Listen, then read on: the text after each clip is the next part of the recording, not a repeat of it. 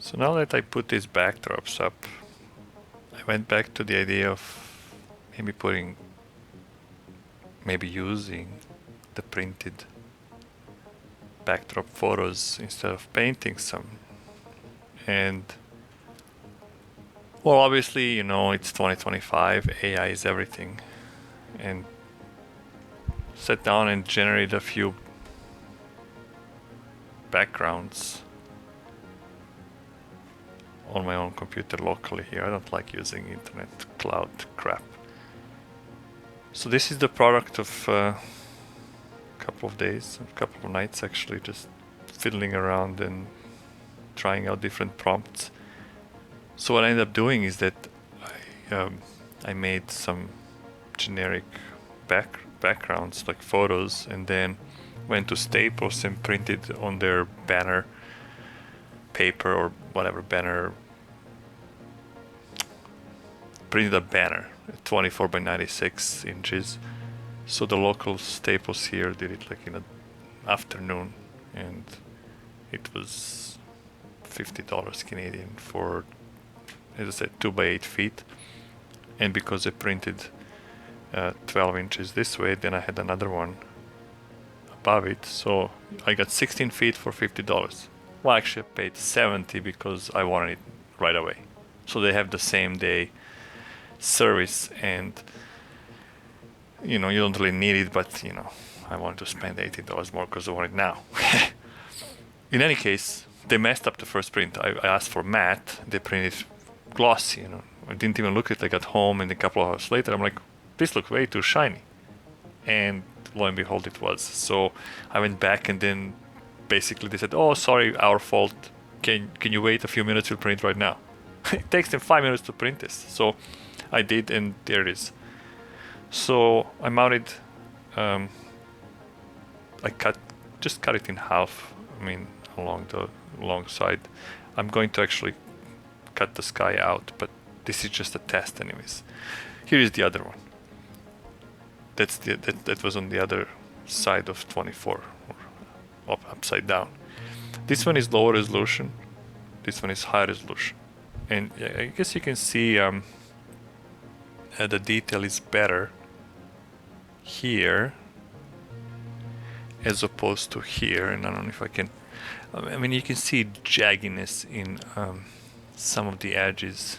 Where can I go to? It's obvious, like here, for example, there are some jaggies. This is 3000 pixels by something, and this is actually 16,000 or 18,000. So what I've done is I took, this photo that was rendered like that, and then I used AI to scale up 4 times, and that's how I got that. And some shapes kind of look weird, or some of the vehicles, I don't know. They might not be even appropriate for the era, but I don't think it matters. I can tune the prompt and say less or more of whatever, but this prompt was basically, I think, one church, one bank, one courthouse, one fire hall, or something like that. 1970s panorama of a small American town in the eastern United States, something like that. And I also said fall season with yellow, orange, red, and green leaves, and viewed from the outside of town, or just outside town, something like that. So it actually turned out, I think, good. So when you look at it from here, for example, obviously we don't have any scenery to fill in, but it really blends in. If you can imagine now the real scenery coming down here, and then maybe some trees just to fill it up. Although in this section of the layout there is a grain elevator right here, so obviously this backdrop is not the right backdrop. But I think in general, for a couple of hours of fiddling with AI and $50, you get 16 feet of backdrop. I don't think that's $50 Canadian. I don't think that's a bad deal. Obviously, you have to have the resources to make your own AI generated backdrops and prompting and stuff. But If you don't, you can always go out on the cloud and then use their crap. I just happen to have this stuff because that's what I dabble with too. And I was looking at the costs of commercial backdrops. I mean, the local ones here, the Cineking, he's up in Barrie. I think his backdrops, the junior ones, are $40 for 12 by 72, I think. So that's like 6 feet. And this is 8 feet. So basically this cost me $25 versus Cineking would cost me $40. And then, you know, obviously, I mean, taxes and stuff, but you have to pay that. In any case, I mean, you know, the cost, like, savings are there, but I mean, obviously, you know, you have to have the other resources. So whatever is easy. And I think this angle is good too. I've tried another angle with a drone view, and that actually had a higher elevation, slightly higher. I mean, you know, drones, like, I don't know, 50, 40 feet above the ground. And that might work for other places, but I kind of like this setup because the railroad ends up being on some kind of a elevated plateau, escarpment, and then there is like a ditch down, and then you have the trees, and then the town is like in the mini valley, and then all the trees. On the other backdrop, I like this. I like this hill. It gives it a nice accent. You know, a hill inside the town or whatnot. I like also the detail in the distance, sort of like some city in the distance or whatever, bigger, and then obviously the area. This town has 4 churches. I mean, I don't know why I did that.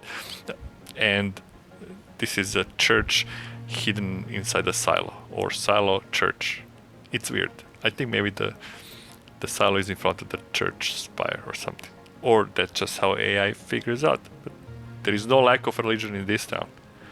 This one only has 1. And obviously I don't like this, because this cathedral size, I mean. But again, I mean, I would probably Photoshop it out or something. It's the spire that long, it's just kind of weird. In any case, the issue or the point here is about making your own backdrop that blends with your benchwork or having the right height. No, this height is basically my belly button, and this would be my eye height. So I mean, there are trade-offs, and I don't have the upper deck here, which I think it would come up down here, so maybe like that. I probably wouldn't even see that. That's how much I would see. Suppose if I move the phone down, or camera or something. But if you take photos, I mean, you know, you might take trackside photos or something, and that looks alright too. So I mean, you just have to imagine not plywood Pacific. So yeah, I'm gonna continue playing with this. I think there is definitely a potential in this, and you know, you get instant backdrop if you can make 100 and something feet. I need for this, what is it, 90 plus 90 or something like that, 86 plus 86.